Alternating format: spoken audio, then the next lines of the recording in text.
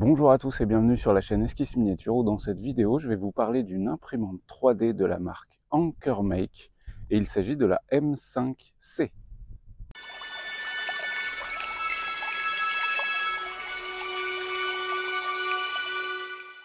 Vous devez savoir que j'ai reçu cette imprimante 3D gratuitement de la part de Ankermake et donc merci à eux pour leur confiance qui me permet donc de pouvoir tester comme ça de nouvelles machines que j'aurais pas nécessairement achetées. Ils me l'ont envoyé avec une buse de 0.2 afin de faire des tests aussi en plus de précision. Et donc merci à Ankermake.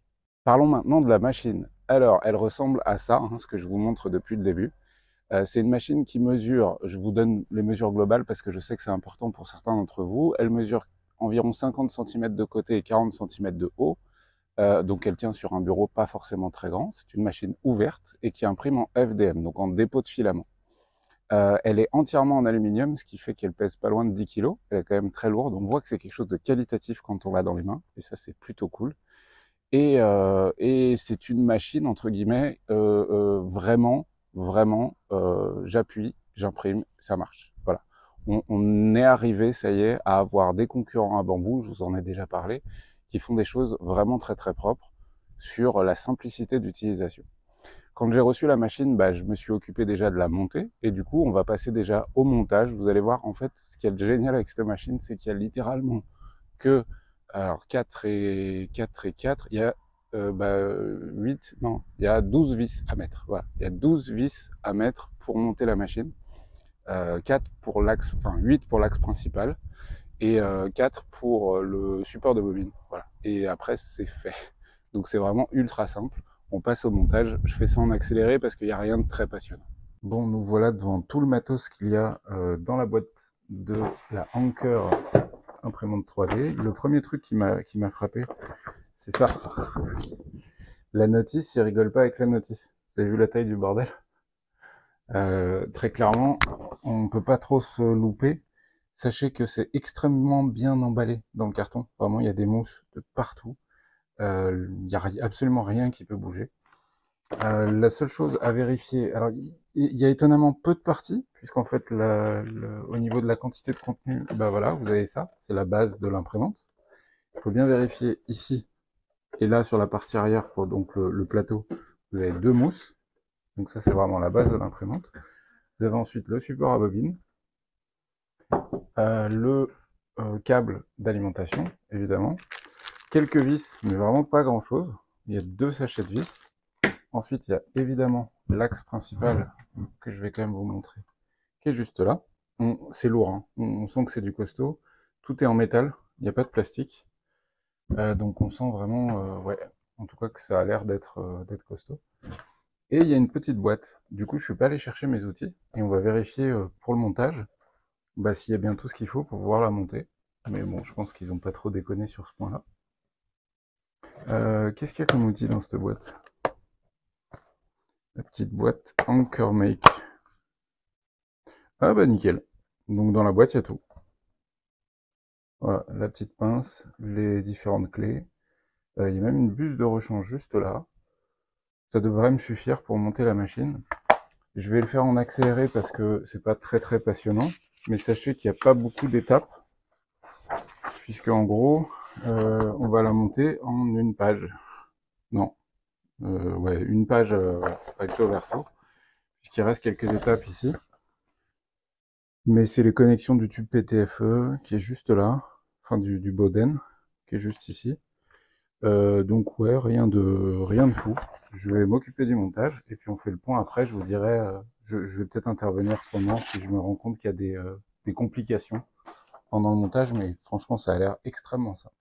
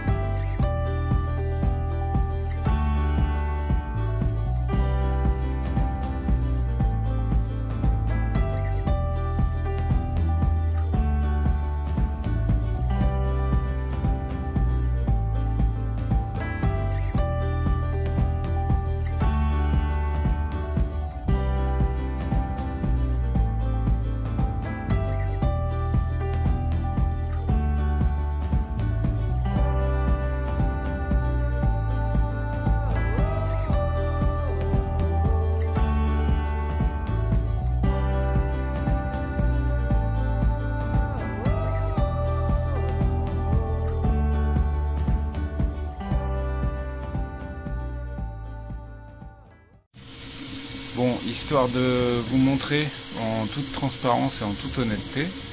Le premier print s'est lancé vraiment facilement sur le slicer, c'est vraiment très très simple. Enfin, là pour le coup c'est vraiment bien foutu. Par contre, la machine ne fait pas de bruit, elle a fait son réglage Z tout seul, j'ai rien eu à faire. Enfin, à part l'indiquer sur le téléphone, fais-moi le Z, et elle l'a fait toute seule. Insertion du filament, c'est pareil, ça s'est très bien passé. Elle faisait vraiment aucun bruit. Là, je lance le premier print. Alors, je suis en réglage rapide. J'ai pris les réglages par défaut rapides d'impression. Donc, elle imprime quand même relativement vite. Mais par contre, elle fait du bruit. Là, j'avoue être un petit peu déçu par le bruit qu'elle fait, parce que très clairement, être dans la même pièce pendant qu'elle tourne, bon, c'est pas du tout l'imprimante la plus bruyante que je puisse avoir eu ou même avoir encore, mais elle fait quand même un petit peu de bruit, quoi. Notamment les ventilos. Je vais essayer de vous rapprocher un petit peu et je me tais.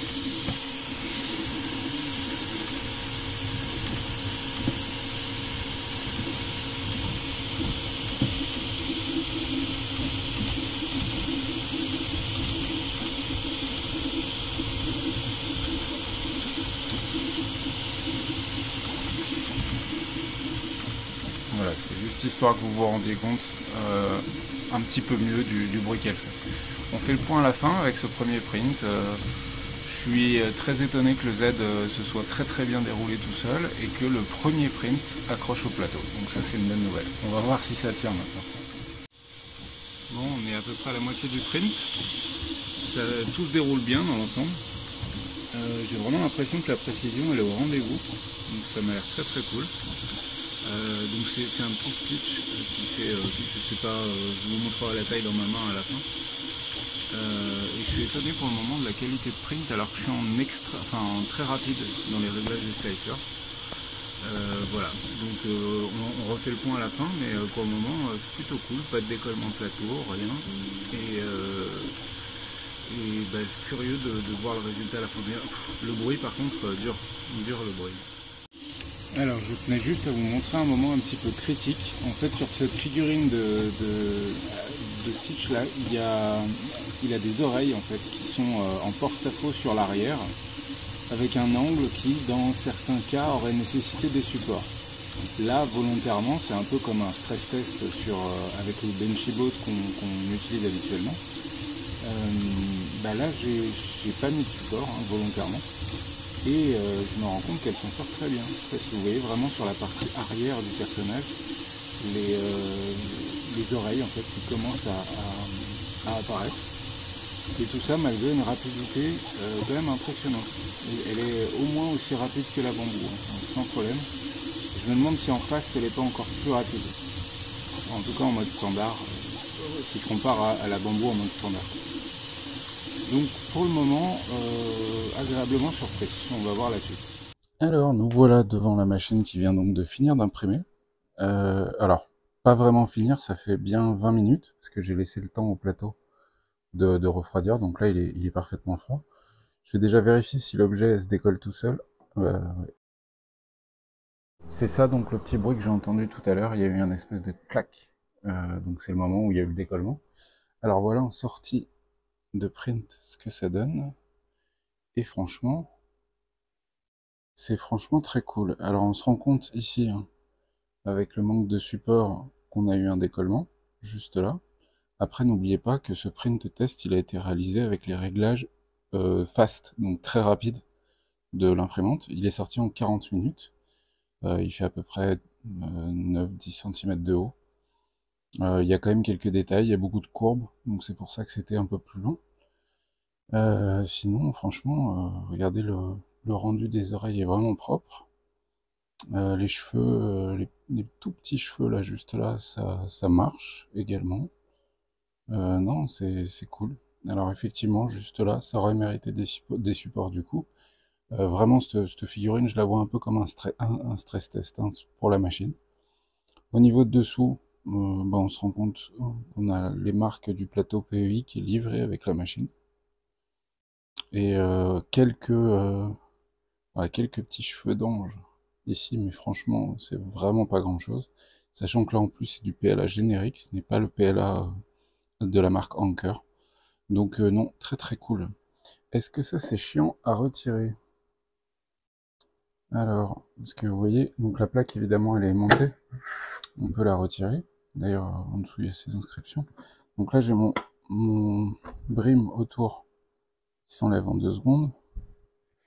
Et là c'est pareil, la petite zone de purge qui s'enlève aussi en 2 secondes. Il y en a une autre juste là, toute petite, vraiment toute petite.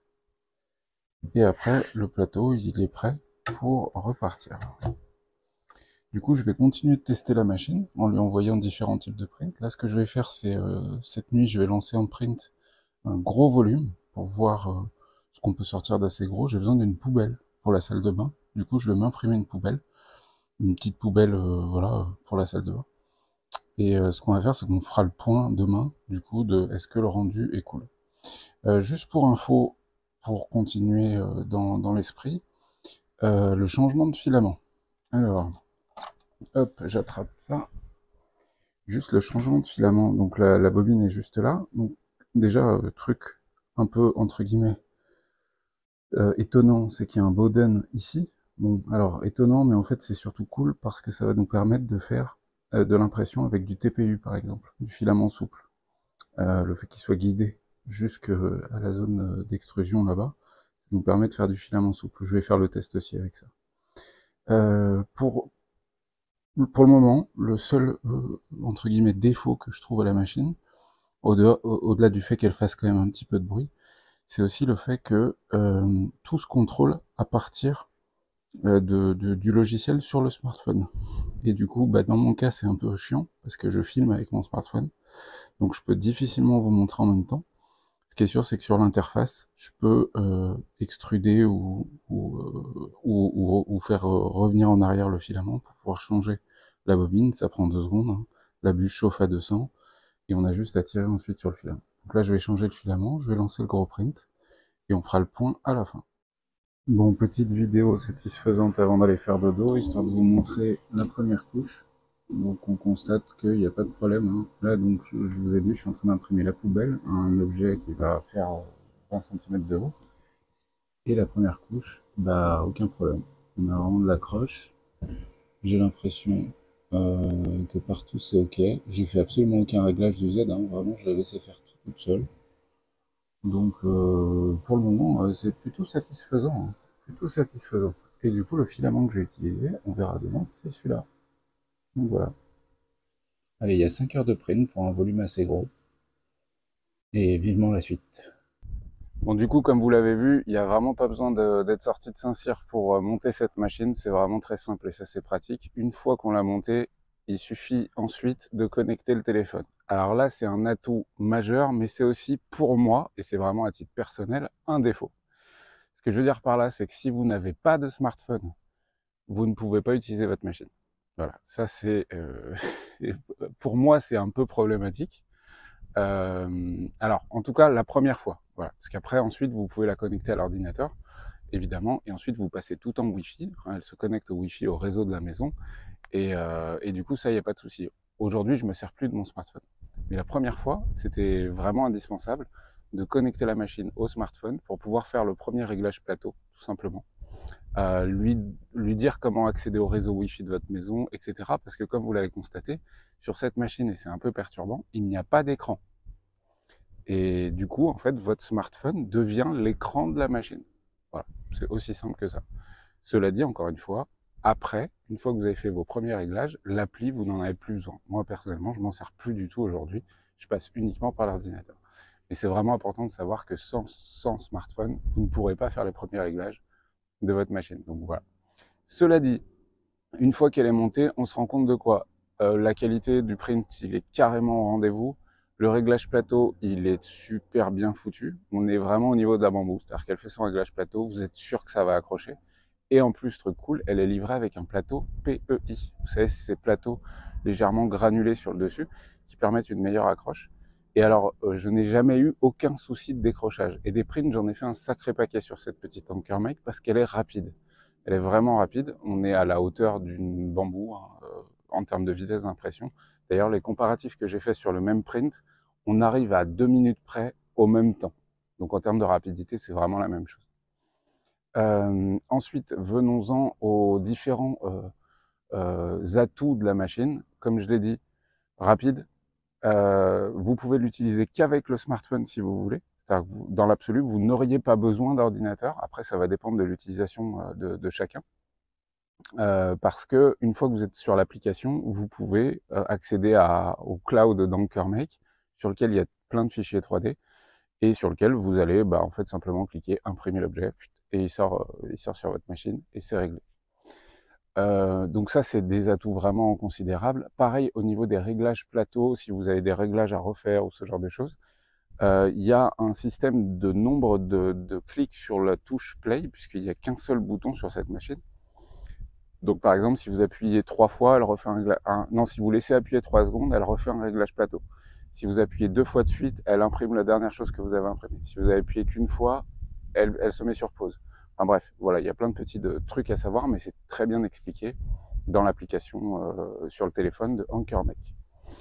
Je continue concernant la machine en elle-même. Elle est livrée avec une buse de 0,4 mm, ce qui permet tout, en fait c'est le standard entre guillemets, hein, le 0,4, mais elle a le gros atout, je trouve, d'être très facilement changeable avec une petite, une espèce de, oula, je me prends des marrons sur la gueule, une espèce de vis à douille en fait, qui permet d'aller choper la buse à l'intérieur, la dévisser, placer l'autre à l'intérieur et mettre la nouvelle.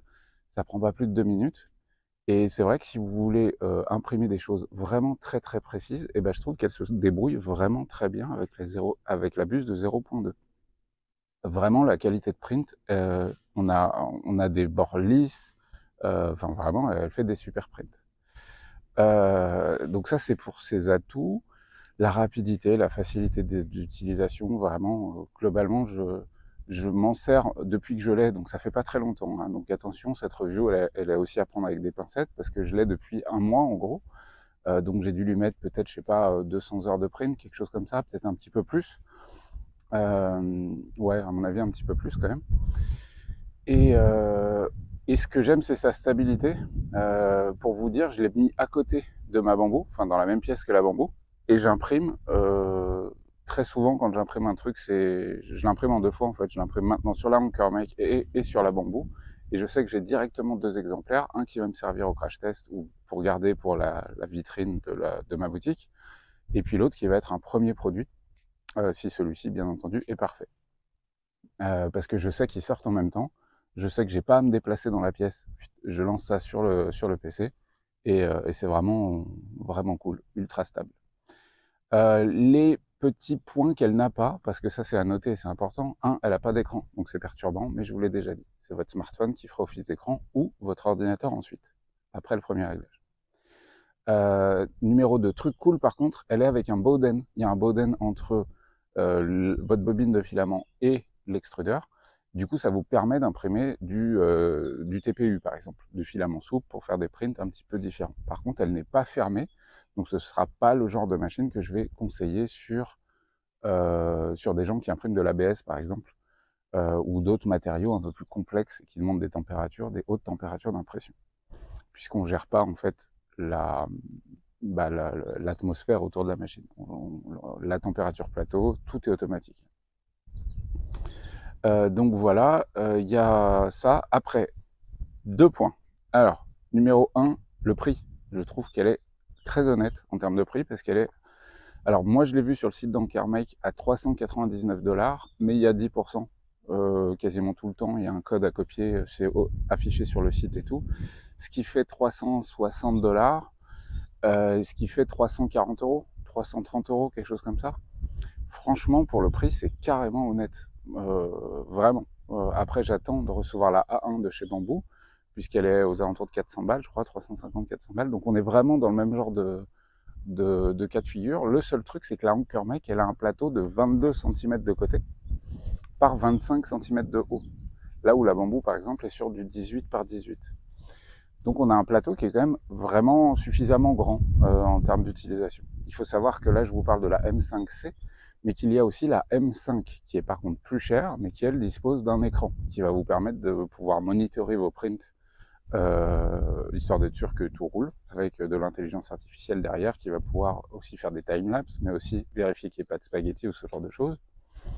Cela dit, encore une fois, j'ai reçu que la M5C, donc je ne peux pas comparer l'autre. Et au-delà de ça, j'ai jamais eu de problème de print avec cette machine. Si, j'ai eu un problème de print, mais je vais y venir.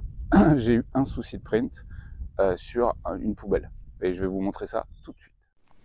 Bon, dans un souci de transparence, il faut que je vous montre le résultat. Alors, dans la nuit, bah voilà, je suis passé, parce que pour le moment l'imprimante est dans le salon pendant que je la teste. Du coup, je suis passé devant, j'ai vu qu'il y avait un problème, je l'ai éteint, et je me suis dit je m'en occuperai demain. Mais je voulais vous montrer. Ça, c'est ma poubelle. Elle n'est pas du tout censée ressembler à ça. Normalement, c'est une poubelle, somme toute, très standard, une espèce de petit tonneau, quoi. Et on se rend compte que, bah, y a eu un problème de décalage. Ce qui m'étonne, c'est qu'il a continué sur le bon côté, donc il y a vraiment eu un décalage plateau. Et ça vient d'un réglage Z qui déconne au moment du print, parce qu'en fait, la tête, juste là, vient taper en fait sur les couches précédentes. Et en tapant sur les couches précédentes, en fait, ça bloque le plateau qui bouge en bas. Et du coup, fatalement, ça décale le tout. Bon, cela dit, pas de problème de décollage. On voit que la première couche a vraiment été nickel. C'est vraiment dommage. Ça fait du PLA de perdu, mais voilà. C'était histoire quand même de vous montrer aussi quand ça foire. Pour info, je n'ai reçu aucune alerte sur l'appli. Donc il n'y a vraiment pas de lidar, il n'y a pas d'IA qui va venir vous soutenir et vous aider en cas de problème de print. Donc ça c'est peut-être un petit point, un point noir quand même, il faut avoir un visuel sur le print en cours. Et autre info, c'est que j'ai lancé cette poubelle en ultra rapide et surtout en 0.3. Donc c'est vraiment la plus grosse épaisseur de couche que propose la machine. Vu que c'était une poubelle, bah voilà, on voit hein, l'épaisseur des layers. Hop, je vais essayer de vous montrer plus précisément. Voilà, on voit l'épaisseur des layers, c'est quelque chose de très très épais. Mais vu que c'était une poubelle, je m'en fichais, donc je voulais faire du gros. Ce que je vais faire, c'est que je vais quand même relancer le print de cette poubelle, mais cette fois avec des réglages normaux, en vitesse normale et en 0.2. Et comme ça, on va pouvoir se rendre compte de ce que ça donne. Un objet de cette taille-là, qui fait du coup 20 cm de haut, hein, un peu plus, 22, ça prenait 4 heures de print en ultra rapide, et du coup je vais passer en normal, où je devrais normalement passer 6 heures de print. Je vous tiens au courant de l'avancée de tout ça. Et ben voilà, après donc 8 heures de print je crois, c'est à peu près ça, enfin vous avez dû le voir juste avant. Là on se rend compte que ma poubelle est sortie, donc c'est très cool, elle s'est décollée toute seule. Bon, le filament, on aime ou on n'aime pas. Hein, chacun voilà, décide de si c'est classe ou si c'est pas classe. Moi, ça me fera une poubelle plutôt cool. Au niveau des couches, franchement, c'est plutôt propre. Ouais, on a vraiment quelque chose de très lisse. En dessous, c'est nickel. Hop, j'ai ma poubelle. Donc ça, c'est cool. Ça m'a utilisé quand même pas mal de filaments. Je vais vous mettre la référence de ce filament-là. Parce que, voilà, on sait jamais. Donc en tout cas ce deuxième print est un succès. Et pourquoi? Probablement parce que j'ai utilisé les paramètres de vitesse normale et pas de l'ultra rapide. Et surtout parce que je suis resté en 0.20, donc en 0.200 pardon, donc en 200 microns. Et j'ai pas utilisé les paramètres de 300 microns. Je pense que ça vient de là. Peut-être que ça vient aussi du fait que j'ai refait un réglage plateau avant de lancer mon print, juste avant. Ce qui est sûr, c'est que là, franchement, c'est très cool. C'est vraiment très cool. Bon, allez, pour le plaisir, je vais quand même vous montrer quelques autres prints que j'ai réalisé avec cette Anchor Make, qui pour le moment, franchement, ouais, j'aime bien. Et hop, un nouveau print de fini. Voilà, avec un petit axolot et une boîte. Et une petite boîte. Encore un print fini avec la poubelle pour la Mini A1 de chez Bamboo. C'est la petite trash can qui se met sur le côté. Donc c'est cool. Et du coup, afin de ne pas vous décourager à l'éventuel achat de cette machine, parce que vraiment, sincèrement, je trouve que c'est vraiment une bonne machine, et c'est pas parce que je l'ai reçue gratuitement, parce que sinon je me ferais... parce que les points noirs, je vais y venir, hein, parce qu'il y en a quand même quelques-uns, comme sur toutes les machines. Concernant le slicer, en fait, pour moi, le problème n'est pas du tout hardware, n'est pas lié donc à la machine qui fonctionne vraiment très bien. Pour le moment, pour moi, le problème, il est plus sur le slicer, donc le logiciel qui permet de préparer vos fichiers 3D avant impression.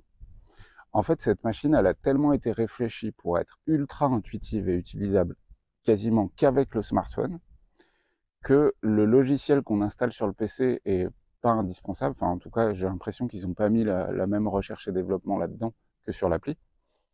Que en fait, le logiciel de slicing, il est fait pour être utilisé en easy mode. Je vous le montre en même temps. Donc sur le logiciel de Slicer, il y a le Easy Mode. C'est le mode de base dans lequel vous allez préparer vos fichiers 3D. Tout se fait tout seul. Il y a vraiment pas grand chose à faire. La seule chose qu'on peut régler dans ce truc-là, c'est la densité de remplissage de l'objet et l'épaisseur de couche. Voilà. C'est aussi simple que ça. Tout le reste, il gère tout.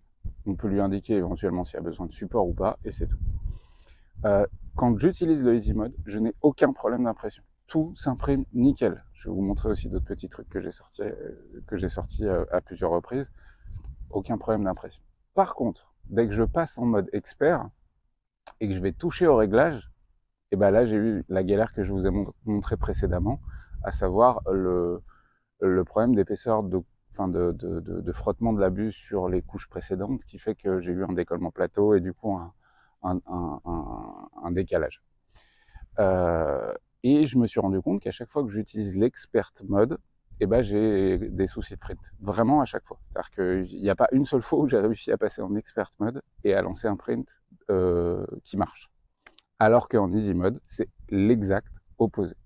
Du coup, vraiment, cette machine est faite pour être utilisée par des gens qui n'y connaissent pas forcément grand-chose, et c'est pas un mal. On ne peut pas savoir tous. Moi, je ne sais pas comment fonctionne en détail ma voiture, et c'est pas pour autant que je m'en sers pas. Du coup, en fait, c'est une machine vraiment pour les débutants, quoi. Je vois pas d'autres mots. Pour les débutants, et même au-delà de ça, pour les gens qui veulent même pas s'intéresser à la technique. On appuie, ça marche. Point final. Donc voilà, donc ça c'est pour moi un point noir. Par contre, c'est un point noir, j'ai échangé un petit peu avec AnchorMake sur ce point, et il faut savoir que si ça déconne peut-être un petit peu en ce moment, c'est aussi probablement parce que le slicer est encore en version bêta. D'ailleurs, c'est bien noté sur la page d'accueil que pour le moment, ce n'est que la version bêta. Et on voit bien qu'ils sont appliqués sur la version easy, et peut-être un petit peu moins, enfin ça demande plus de travail fatalement, sur la version expert. Donc c'est des choses qui à mon avis vont être modifiées. Et voilà. Je vais à peu près conclure là-dessus. Qu'est-ce que j'aurais d'autre à dire sur cette machine? Le bruit, si, venons-en un petit peu au bruit. Au début, elle m'a étonné. En fait, la première fois où je l'ai lancé, juste après l'avoir monté, et je l'ai connecté à mon smartphone. Donc là, c'était le moment un peu galère que j'ai pas pu filmer, justement parce qu'il faut que je me serve de mon smartphone pour lancer le premier réglage plateau. Et elle faisait aucun bruit. Mais vraiment, je me disais, waouh, on est sur une machine ultra silencieuse. J'ai lancé mon premier print. Et bon, là, j'ai pris une petite claque parce que ça fait du bruit. Voilà. Il y a les ventilos qui se mettent en marche de partout. Et du coup, bah, c'est une machine. Alors, on est très très loin du bruit d'une Carbone. Mais on est un peu au-dessus d'une Artillery Sidewinder bien réglée, par exemple. Pour vous donner une idée de la quantité de bruit que vous avez. J'ai pas de décibelmètre, donc je sais pas concrètement quel bruit elle fait. Ce qui est sûr, c'est que vous entendez un ventilo qui tourne assez fort. Par contre, vraiment les axes X, Y et Z, ça fait vraiment très très peu de bruit, quoi. Faut être à côté pour l'entendre. Le problème, c'est les ventilos, et c'est souvent le souci. Mais cela dit, ma conclusion, venons-en à ma conclusion sur cette machine. Et ben très franchement, c'est une bonne machine, vraiment. Vous voyez, si je devais acheter une machine avec une taille de plateau de 22 par 22 qui marche toute seule, aujourd'hui, bah, c'est parce que j'ai eu la chance de la tester, hein. Aujourd'hui, je pense que ce serait celle-là, parce que vraiment, on a une facilité enfin comment dire, une tranquillité d'esprit. C'est ce que vend cette machine, surtout, un peu comme les X1 de chez Bamboo. C'est que elle est posée dans une pièce. Quand on veut lancer un print, il faut pas se prendre la tête. Pour le moment, il faut vraiment pas se prendre la tête. Il faut mettre le fichier 3D en easy mode, choisir l'épaisseur de couche, appuyer sur play, point. Et du coup, c'est perturbant aussi un petit peu quand on est je mets ça entre guillemets, mais quand on est un peu expert du milieu de l'impression 3D, FDM ou résine, et ben c'est perturbant parce qu'on a envie de toucher des trucs.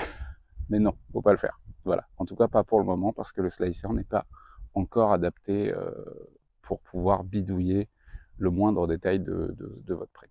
Terminons donc là-dessus sur cette jolie découverte de cette jolie machine qui est vraiment qualitative en termes, je vous dis, quand on l'a dans les mains, on le sent tout de suite que c'est pas une machine faite avec du plastoc ou voilà, on est sur quelque chose de costaud.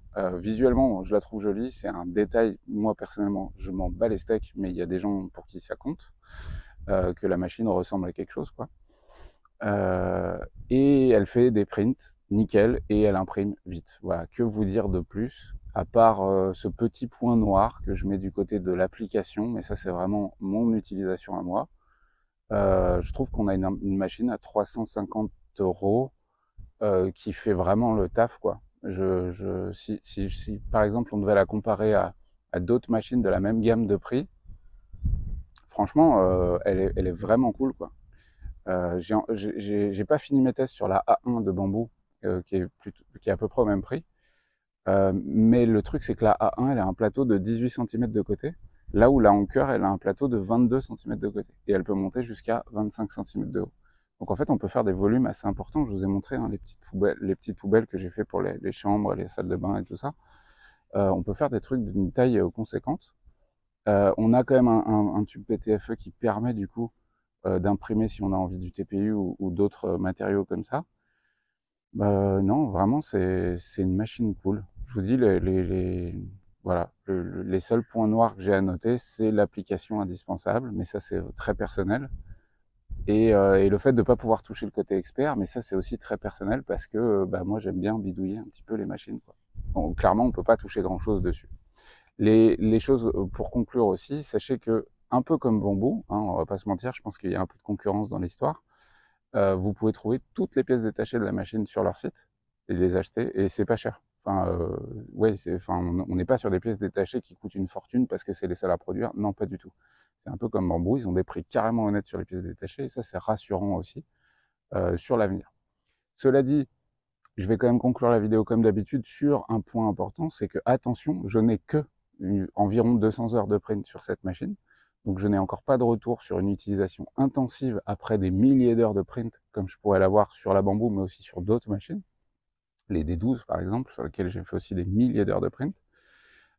Sur celle-ci, j'en ai que 200, donc je n'ai encore pas de retour sur sa stabilité à long terme. Au vu de la fabrication de la machine, je pense que c'est très cool. Après, je peux rien vous assurer encore pour le moment. Voilà, j'espère que cette petite vidéo sur la AnkerMake M5C vous a plu. Évidemment, il y a les liens en description pour commander la machine si elle vous intéresse.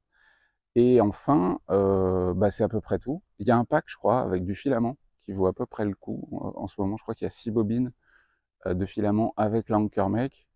Allez jeter un œil parce que je crois qu'il y a des trucs plutôt cool. Et puis je vous dis, n'oubliez pas d'utiliser le code qui est indiqué sur leur site qui vous permet d'avoir 10% de réduction sur l'achat de la machine si jamais vous sautez le pas, quoi. Sur ce, je vous souhaite bonne peinture, bon jeu, bon print, bon plein de choses, et puis on se retrouve très vite pour des nouvelles vidéos. Ciao ciao!